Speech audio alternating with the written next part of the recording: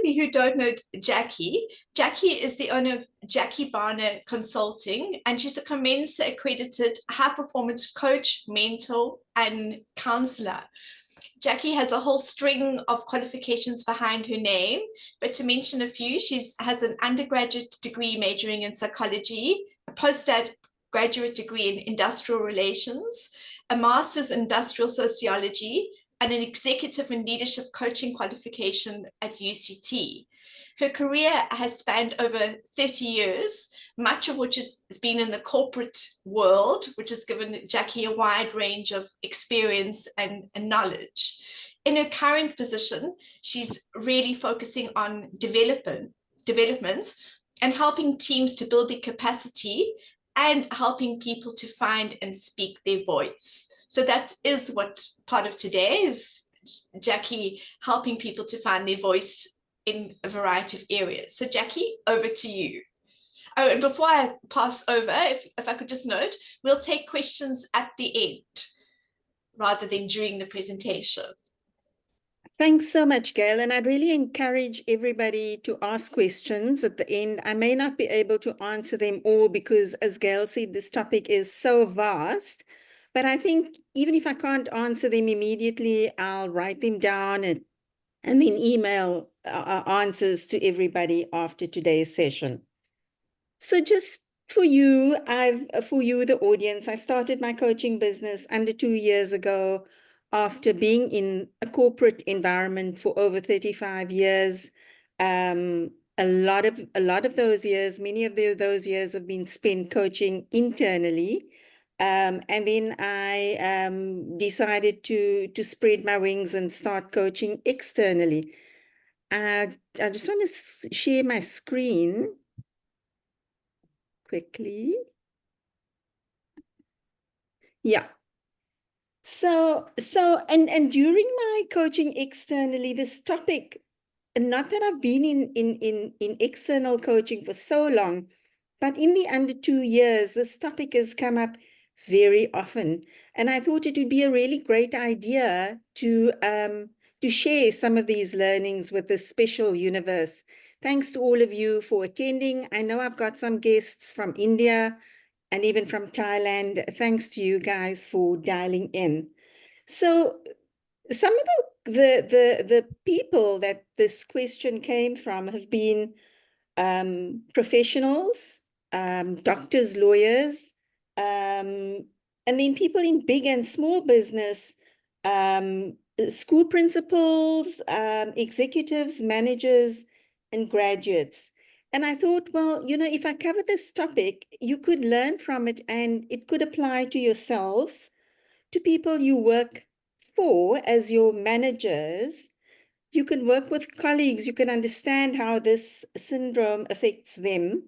And if you're managers, it would be so amazing if you identify this in your subordinates and then you can help them as you go along. So I hope it's going to be of extreme value to you. So moving on, I thought what we would talk about is the definition. What is this imposter syndrome all about? So for the first time I heard about it, I had a friend who was in the UK, who had a daughter qualifying to become a medical doctor, and that was the year that COVID struck. So they didn't do their final exams at the time, and what they did was they passed those students, and then they had to go out into the marketplace or into the medical world and look after patients now. And this young student, now a doctor, said, I felt like a complete imposter. I was let loose to look after patients, and I wasn't sure that I was able to do that. And in fact, a similar conversation was held with another consultant at Tygerberg Hospital, and she said there's so many doctors who actually do qualify, and they don't really feel ready for it. And they just need so much of confidence building. So we'll talk about what this actually means, this imposter syndrome. We look at what the common signs are of the syndrome. How do you identify it? How do you actually identify that this is what you're experiencing? And we'll talk a little bit about a VUCA world. A lot of management training deals with the VUCA world, and the world has moved on from VUCA to something else, but I thought that for this presentation, a VUCA world would be quite relevant and useful. I look at what the causes of imposter syndrome are, what are the different types, and then we look at how we can cope with the syndrome and how we can assist those who do experience it. All right. So moving on, what is this imposter syndrome? This is a phenomenon that's usually seen in high-performing individuals. Now, firstly, let me apologize for my very busy, wordy slides. I was saying to Gail yesterday that I didn't want too many wordy slides and death by PowerPoint. We tried to cut down the words as much as possible. And I had my daughter develop these little illustrations. So thanks to Gail and Karina for putting together these slides. It's much appreciated. So it's a phenomenon usually seen in high-performing individuals where they're constantly worried that they're going to be exposed as a fraud and they aren't capable. And every mistake that they make is evidence of their incapability, and they have the subjective feeling of phoniness. Now, this feeling is so overwhelming that it overrides any other feeling of confidence that they should have but don't have. Research has shown that an average of 70% of people have experienced this syndrome, and there's been a ton of research that has been done, which shows that so many people go through this syndrome.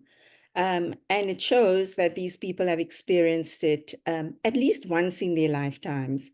It's experienced, you'll be surprised, by very famous, successful, and bright people.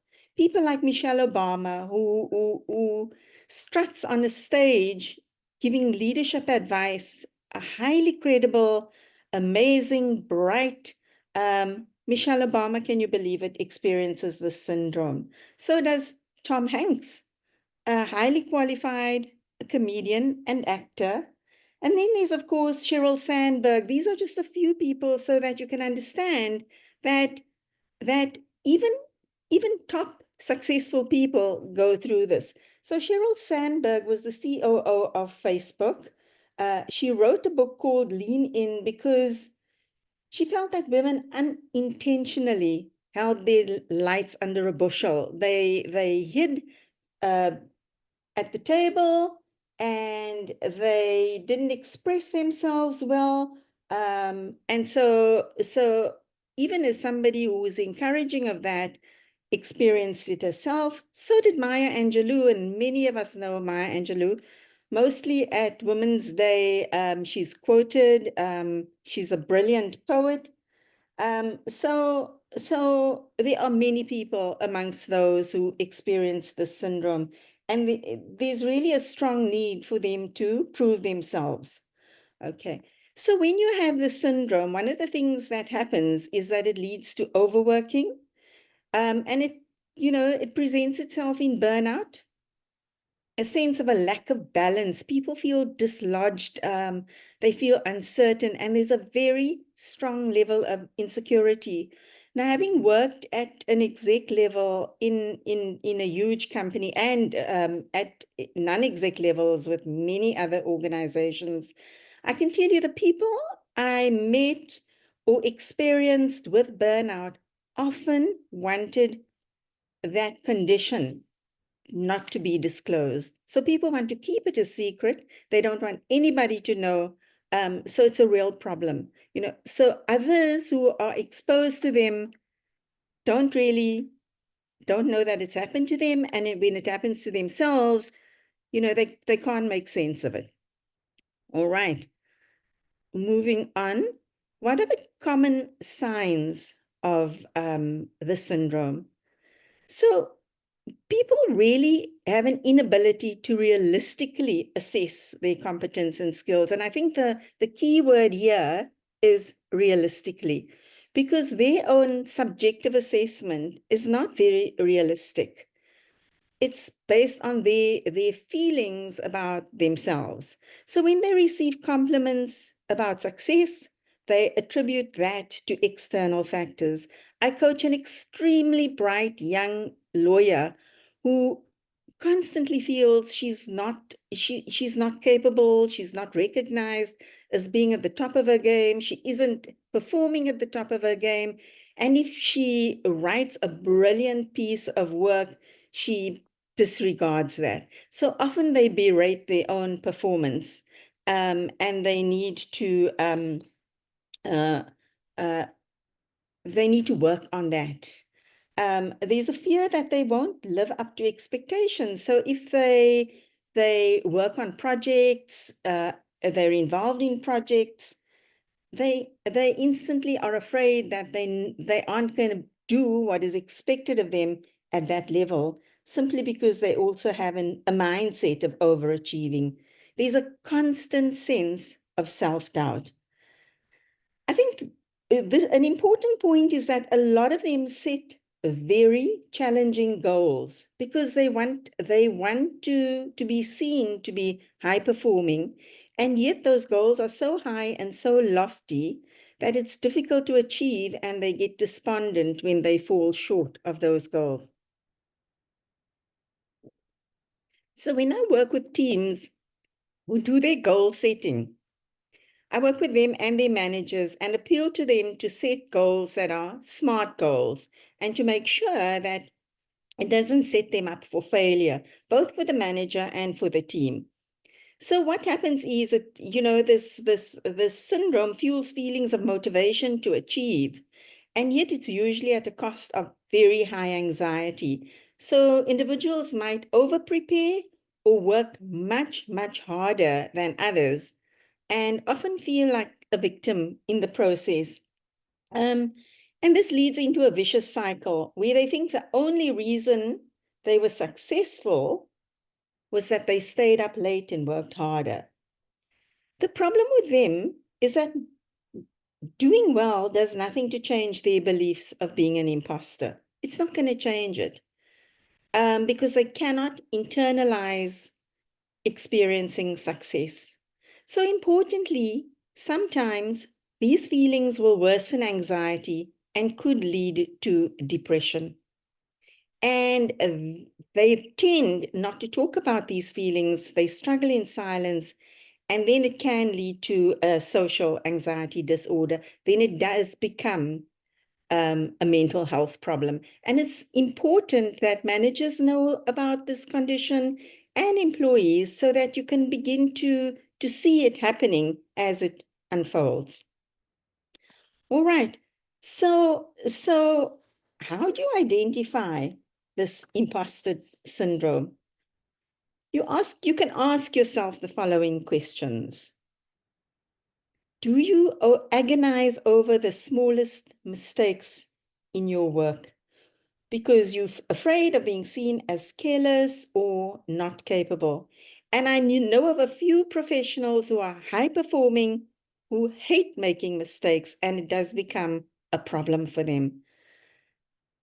Do you attribute your success to luck or outside factors? Do you know of some people who you praise or give compliments to, and they make they belittle what is actually enormously affirming or complimentary? And then you give feedback to individuals which will help them. And I have an individual that I work with who will not focus on any of the great feedback that's given, but will focus on constructive criticism. And, if you think about constructive criticism and feedback, one of the hardest things I have found working with some managers is that they are afraid, or they don't know how to give constructive criticism. They they shy away from giving constructive criticism. And my view is that the person who has the courage to give you constructive criticism, who is authentic and honest and is a great manager, is somebody that you need to respect and regard and treasure. Okay, because not all of your managers, or not even all of the people in this room, in this meeting, have the courage to give constructive criticism. And in not doing so, doesn't help a situation. Okay. Do you feel you will inevitably be found out as a phony? That you actually don't really know, and so somebody's going to find this out. And you downplay your expertise, even in areas where you are genuinely more skilled than others. And I've just recently, a week ago, had a candidate who called in to talk about the fact that he does not speak in board meetings. He waits till the last minute, and even then he doesn't have the courage to speak out because he's afraid he's going to let the team down. And, we had quite a long discussion around that. And he's an absolutely capable individual, an engineer in a senior position in a large organization. Okay, so if people have intense feelings in response to the above questions, it may help to talk to somebody trusted, to a therapist, a coach, a mentor, a manager, a colleague, but speak to somebody because it will help the situation. Okay, moving on, let's talk about this VUCA world, right? And you can Google the word VUCA because there's so much that's been written about it. And I think it was important for today because it's important for individuals with these high expectations of themselves to understand that they cannot be expected to know everything. So when I work with new managers, they often feel they need to know everything. If they go into a meeting, they need to give constructive input and solve the problems. And then if they have employees, they need to have all the answers for their employees. So it just presents in a very stressful way in their lives.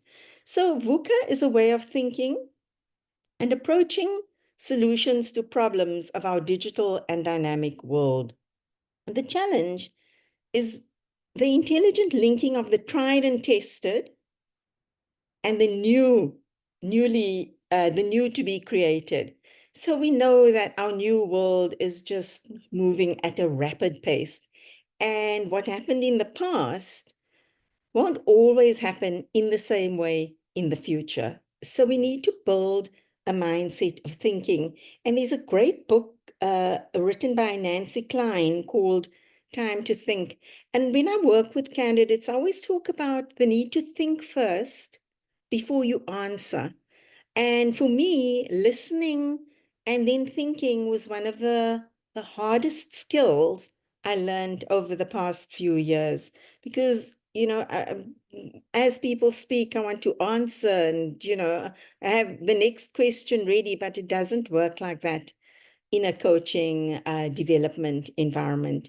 So this VUCA concept came about during the time of the US Army War College to the collapse of the USSR in the early 1900s.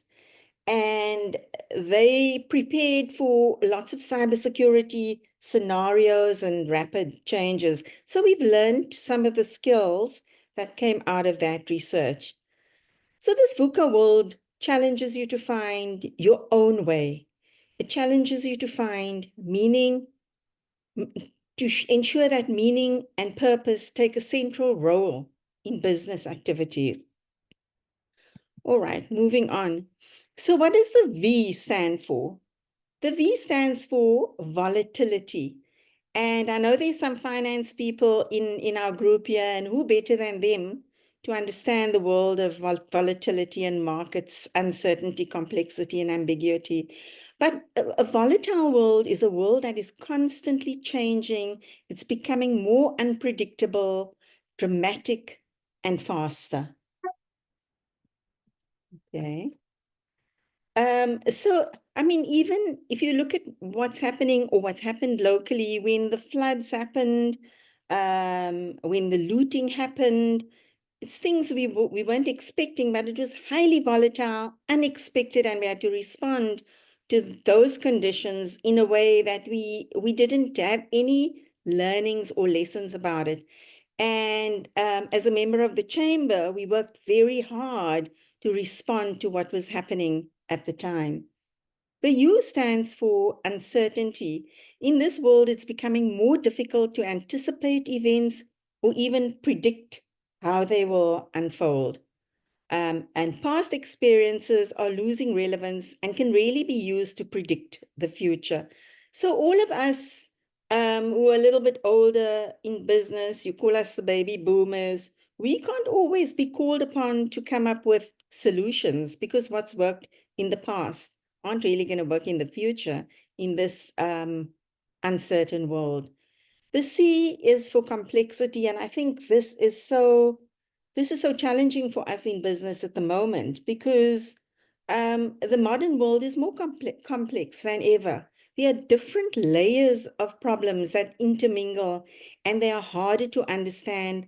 And choosing a single correct solution is almost impossible. And people working with technology understand a lot of those complexities in technology a lot more. But people in, for example, supply chain, logistics, and so on, cybersecurity, it's a world that is new to us at the moment. And the A stands for ambiguity. There's just no one size that fits all, or even best practice is rare for things to be completely clear. Gray is a very big part of the options to be considered, and the what, why, and how requires a new way of looking at things, and courage and willingness to make mistakes. And I think therein lies a challenge for us as well, because people are afraid of making mistakes. Those with the imposter syndrome are even worse at accepting that they can make a mistake. So it just makes life a little tougher for them. So I just wanted to indicate that we can't in this world know everything about everything. It's just impossible. So it's okay not to know, and to work then with diverse teams, diverse teams of different age groups, races, genders, etc., to enrich the value of discussion and engagements. And I think individuals with the imposter syndrome need to also start being able to work with different individuals. All right, so moving on, if we look at what causes the imposter syndrome, so certain factors are found to have contributed more generally to the experience of the imposter syndrome, right? So early studies found this syndrome to be connected to factors including family dynamics, and gender. Originally, it was thought it was mainly women and diverse groups who experience the syndrome, but in fact, it doesn't differentiate. Everybody and anybody can experience this. Later research found that it occurs in all people of all backgrounds, ages, and genders. Originally, a lot of work was done in the space of women, but it was found that it covers everybody. So let's talk about family upbringing. How does family upbringing affect this syndrome? So firstly, we can look at parenting styles. Now you will identify with either controlling parents or overprotective parents. So you could be either that controlling or overprotective person, or your parents could have been, which have had that impact on the way you present yourself. So high levels of achievement are sometimes seen as primary sources of validation in certain families, right? We know that. As South Africans, we pay a lot of attention to high achievement, and we need to learn how to value different kinds of professions and types of work that people do. And then in some cases, you have parents that flip between offering praise and criticism, and it confuses children enormously. I think it's just important to be aware of the parenting styles and how it influences this syndrome. Think about whether it's affected you. More importantly, think about how it affects people or your kids, if you have kids or nieces, nephews, etc. The other point around family, is the high levels of anger and conflict on the one hand, and low levels of support. And you can think about the way it affects the way you behave, how you think about life, how you show up in life as you've lived through these emotional ups and downs.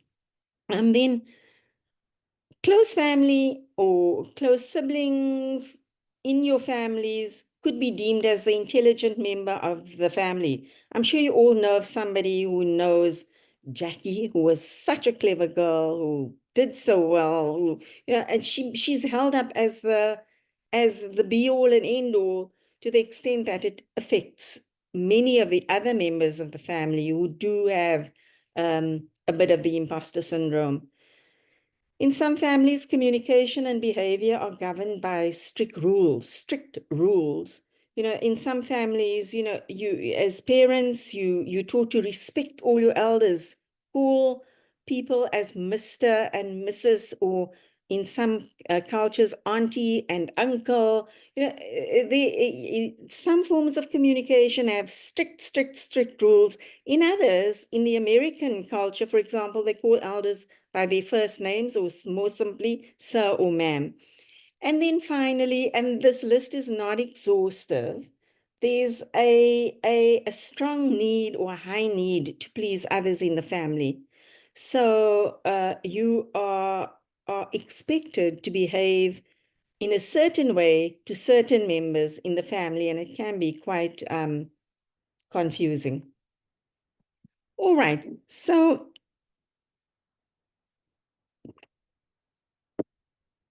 I'm sure you all may remember your first day at school, or a day that you went into a new school, or a day you started a new job. So starting a new school or university could leave you feeling as though you don't belong or you aren't capable. And especially in today's world now, where kids are spoiled in some cases, or they're given expensive technology, others don't. There's the syndrome of bullying, which rears its ugly head so often at schools. There's is a lot of cliquing and marginalization, and it could leave kids feeling as though they don't belong. And that builds up in their basket of skills for later on, skills or capabilities for later on in life. It often occurs when people are going through transitions and trying new things. So if you start a new job, for example, or even if you leave a formal work environment and join the world of the SMMEs, there's pressure to achieve. And combine that with a lack of experience can trigger feelings of total inadequacy. So that's another area that can affect individuals and contribute to the symptom of imposter syndrome. There are also certain personality traits linked to a higher risk of experiencing the syndrome. So the one is, and this is also not exhaustive, is a low self-efficacy, where you don't believe you can perform or behave at a higher level. So you constantly feel the stress and tension all the time. The next one is perfectionism, where you believe there's a specific narrative, how you need to talk, how you need to present yourself, how you need to say and write things, and doing the incorrect thing, what you believe is the incorrect thing, does lead to high levels of stress. Then there's neuroticism. It's one of the big five personality dimensions linked to higher levels of anxiety, insecurity, tension, and guilt. And people who are neurotic are highly emotional. So that could also contribute to individuals feeling experiencing the syndrome. And then, of course, there's social anxiety where people feel they don't belong in social circles and they're very awkward in social settings. All right. So there are different types of the imposter syndrome. The one is the perfectionist. In this case, these people are never satisfied and feel that their work could always be better, and it does lead to stress. And you must know many people who say, well, I'm a perfectionist and I need it to be this way, right? Not everybody who's like that has the syndrome, but that is a type of imposter syndrome. The next one is the superhero. Because of feelings of inadequacy, people feel compelled to push themselves to work as hard as possible. So whilst they don't really have to do it, they feel that they need to do this. All right. The next one is the expert. And I think people who are in the corporate space or the academic space, in this space, people are always trying to learn more and are never satisfied with their level of understanding and feel that no matter how hard they learn, it's never enough. They need more and more and more expertise. I get so many questions from candidates asking, should I do the MBA? Should I do this? And it all depends on what the goal is and where you're wanting to go and how this course of study is going to help you get there. So it's got to be relevant. The next one is the natural genius, where they set excessively high goals. And when they don't succeed on their first try, they are absolutely crushed. And when things get difficult, they feel ashamed. Okay, then there's the soloist. These people tend to be very individualistic and prefer to work alone. I've worked with a few people lately who didn't want to do delegation because they said, I can't delegate. I prefer doing this alone because I trust myself only. And in this new world order, work is so, in this VUCA world, you cannot do things alone. So you need to look at developing skills of others along the way. So their self-worth often stems from their productivity. And they see asking for help as a sign of weakness. All right. So what are signs of stress? Some of the signs of stress are signs of burnout. All right. And burnout is such a big thing. I think we need to understand what it actually is all about. And are we heading down this path? Are our managers heading down this path? Are our employees heading down this path? And how can we help the situation? And it's a big topic in the world of mental health today. So signs of burnout include withdrawal or disengagement at work. And one of the things I found absolutely amazing, which I loved about being at work, was the social engagement with colleagues. So if you find that if you are in an environment like that and you find people withdrawing, disengaging, it's a sign that something is not quite right. Okay. Irritability, because they're feeling stress about themselves. Apathy, not really as keen as they used to be. Difficulty sleeping, anxiety, and feeling hopeless or helpless about these circumstances, which is different from other health concerns such as depression. And I think, when it comes to this, it's important to speak to family or family doctors about how you're feeling and not hide it, because if it's not attended to, it could get worse. This other point is around feeling distress on weekends in anticipation of Monday, going to a job that feeds your insecurities or your dislike. It's the worst thing to feel hesitant or unhappy about a Monday on a Friday, just in anticipation of going back to work that you don't really enjoy. And then feeling exhausted because you're working a 10 or 12-hour day and everyone else is actually working their normal 8 hours. All right. So in coping with the imposter syndrome, people need to ask themselves some very hard questions, like, what core beliefs do I hold about myself? Do I believe I'm worthy of love, recognition, or respect as I am? And must I be perfect for others to approve of me?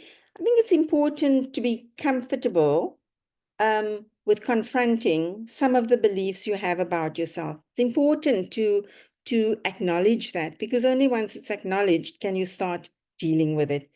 And then it might be difficult, though, because you may not realize that you hold these beliefs. And sometimes your best friends and your closest colleagues are ones to speak to about this, who can help you with it. Just checking the time. Okay, so what are some actions for assisting with coping?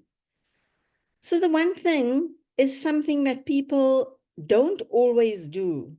Most people don't always do, and that's sharing your feelings, because you need to first, it feels like you're acknowledging some vulnerability, but it's important to acknowledge that this is what it is, and then to share it. Share it with, those close to you and those that you trust.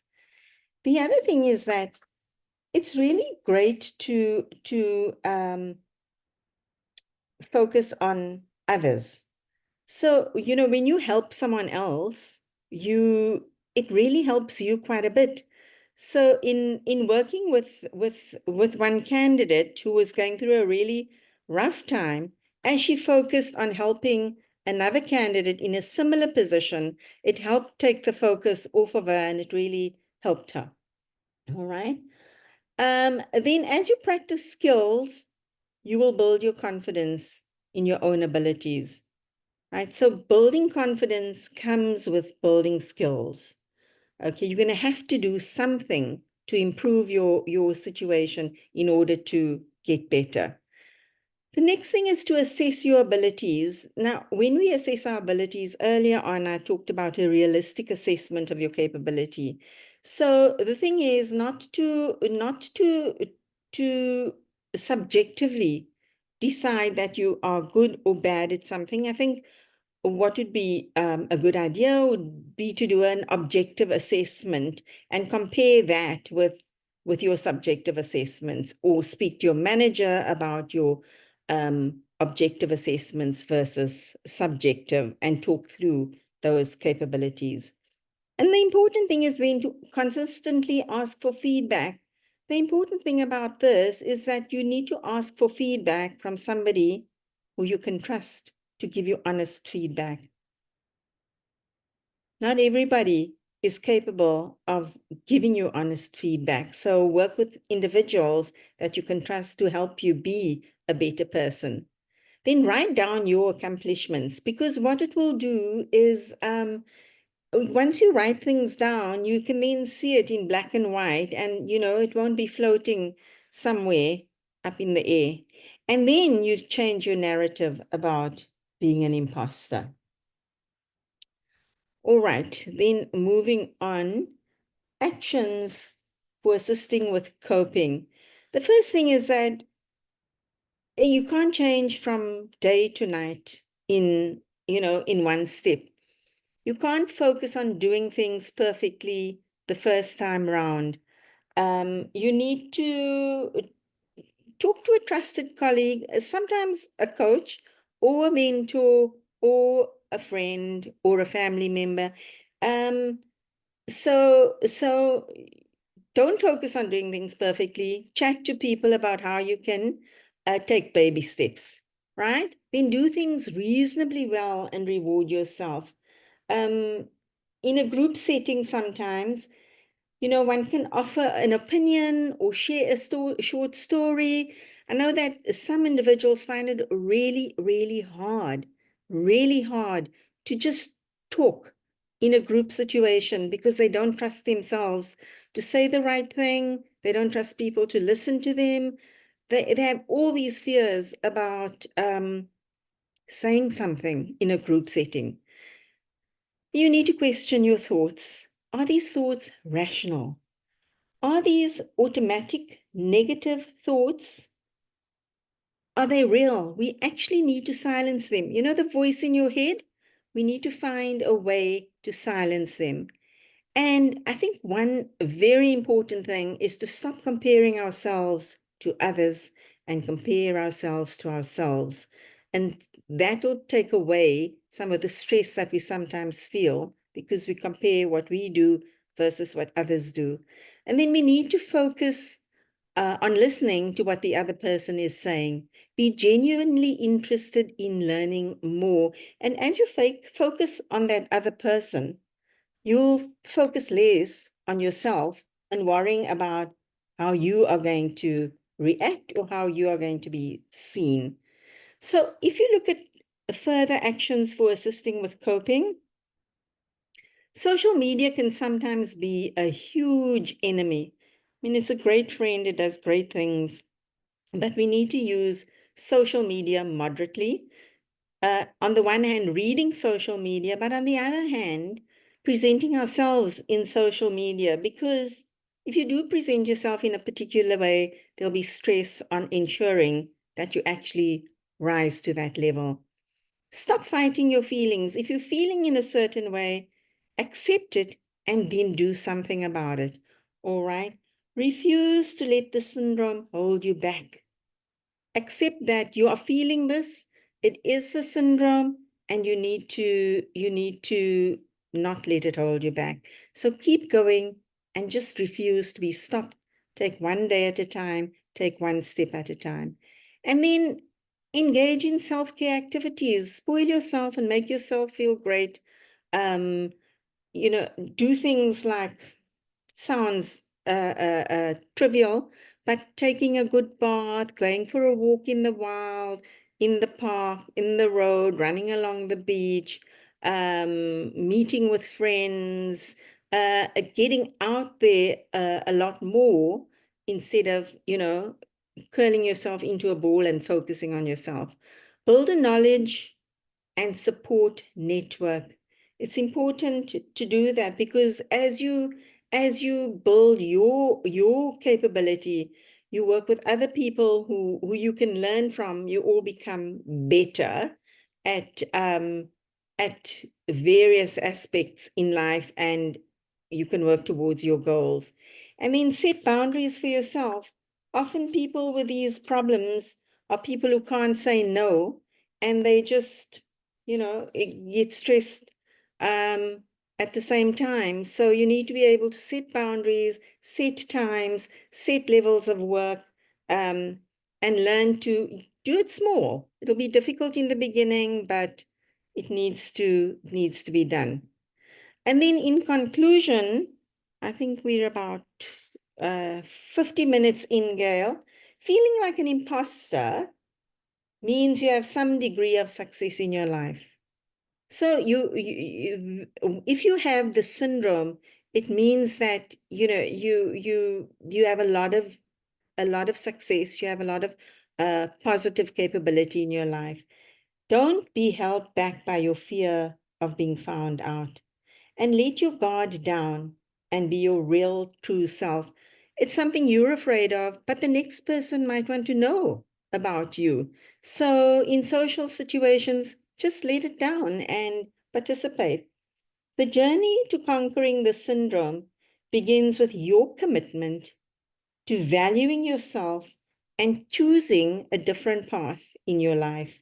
So you need to be be prepared to be uncomfortable, because being uncomfortable means you're growing. If life's like on a straight path, it doesn't really mean that you're growing. I mean, you could be happy, it might be what you want, but if you have the syndrome, you need to enter uncomfortable space.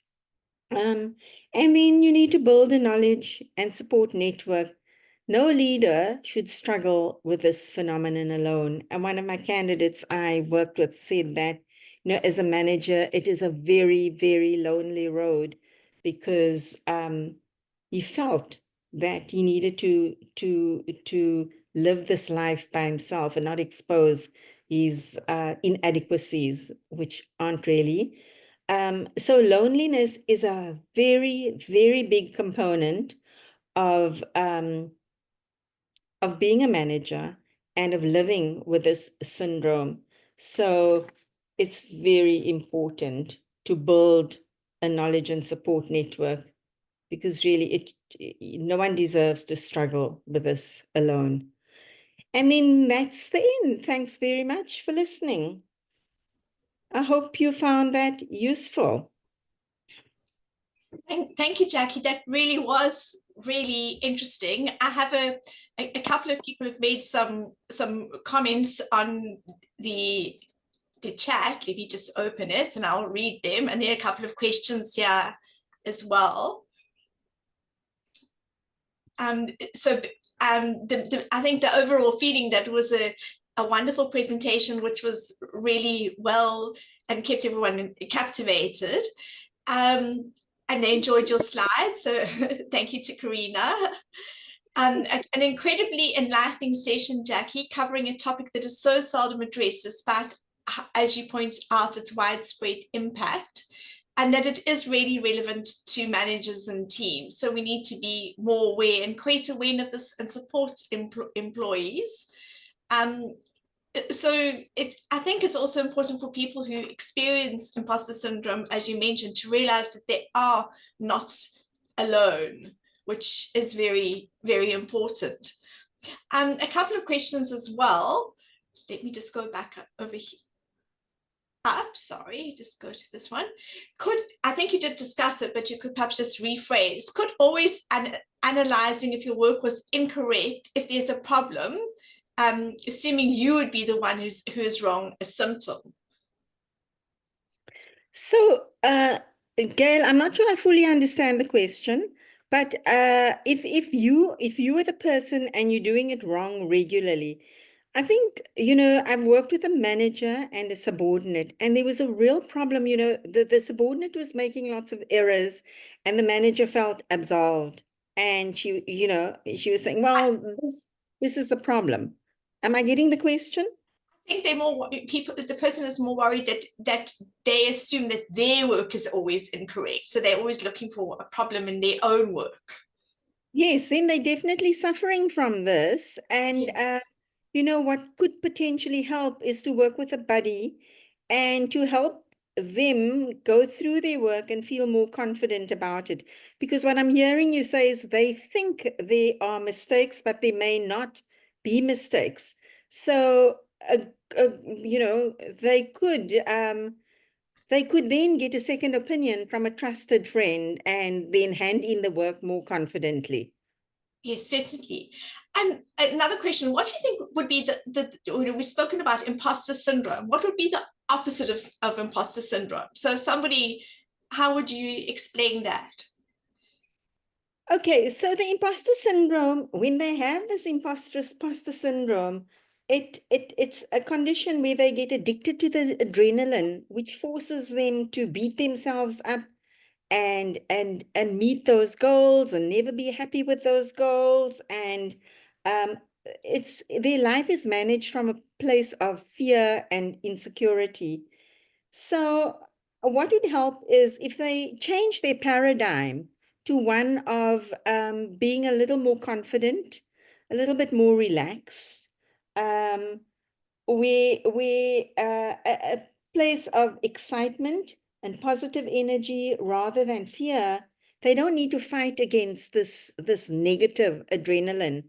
and it'll change things. You'll find that if people are more relaxed, take time to think, come back and work on it, then, their whole paradigm and approach to work is completely different. It's not that high energy, adrenaline rush kind of space where they work from. Okay, great. And if you find that someone in your office and you recognize that they're suffering from imposter syndrome, how would you go about helping them? What actions would you take? Yeah. Look, Gail, I think that's a really great question because often they don't disclose naturally, and they don't come forth easily because it's such a frightening space to be in. How do you admit all of these things to yourself? Well, how do you recognize it, first of all? So I think as colleagues and friends and managers and subordinates, as we learn about this, it's important then to help people in our system um, address this because we can see it happening and to gather the courage to approach them about it. So I think we need to be a supportive presence. So if someone's going to be doing a presentation, for example, ask them if they're okay and then offer them help with it. Offer them, information on training and development if you feel that could help them. If they are successful at something, really celebrate those successes, no matter how small. And in some cases, they are going to need professional help. Refer them to a coach or a therapist. Help them to make the leap to do this and hold their hand. We need to be a thinking a thinking partner. The walls, I heard someone saying the walls that we build up to protect us also become the walls that imprison us. So sometimes we need help to jump over those walls or break them down. As a coach, this is an area that you would be interested in helping people with as well. Yeah, no, definitely. I have so many people who really struggle to identify this, and it's not something they readily want to admit to at work. So it helps sometimes to speak to somebody that's not known to them, and who has the expertise to work with them in a safe spot as a thinking partner, as a trusted partner, and to get them over that hurdle and to get them on their way. One of my coaches that I recently worked with said, coaching is one of the greatest forces for change in the world. And I believe that after seeing some of the work that I've done with some of the individuals, it's really great. Uh, Thanks, Jacquie. A final question, and I'll just read it. Having faced significant challenges in the business world while trying to get back on our feet in COVID, I completely identify with imposter syndrome. I often feel like I was floundering, questioning whether I actually knew what I was doing, or if I was adequately equipped to run a business due to numerous setbacks. Is there a support group for this? If not, is it possible for us to maybe reach out and create a support group for each other? I think, there's nothing better than being able to share your story and lean on another person to help you, because there are so many people with similar stories who need help, who can lean on each other, who can come up with great solutions. I'm working with a current set of small businesses, and just a few weeks ago, the one said to me, she exports her products, and she had so many issues with the products that got stuck in the harbor in Singapore, and it's gone around and she was really at her wits' end because small businesses are in a different space. If they're not turning money, they are losing money. And she just said, I was ready to throw in the towel. But I do know that there are a number of them like that, who, if they sit together and share their stories, I mean, great possibilities can come out of that. So I think it's very possible, and try it. It needs somebody to start getting it going, So I think that's possible. I have answered the question. I hope I understood it correctly. I think chat to Jacquie. That would be the answer. And see if there's a group of people that could potentially work together. Yeah. So Yeah. yeah, I guess yeah. if it means pulling together a core group of people, then we could try that. Yeah. Yes, definitely. Jacquie, thank you so much for your time. It really has been very interesting and worthwhile. Do you have a concluding comment that you would like to make? No, Gail, I just want to thank the audience for being so great, for attending. And I know that this topic is such a big topic. Be mindful of of the syndrome in your spaces, and let's reach out to those that we can help and make a difference in the world. Thank you very much, Jacquie. And I will also echo your words and thank you for everyone for attending. We'll see you in a month's time for another topic. Thanks, Gail. Okay, cheers. Thanks. Bye. Bye.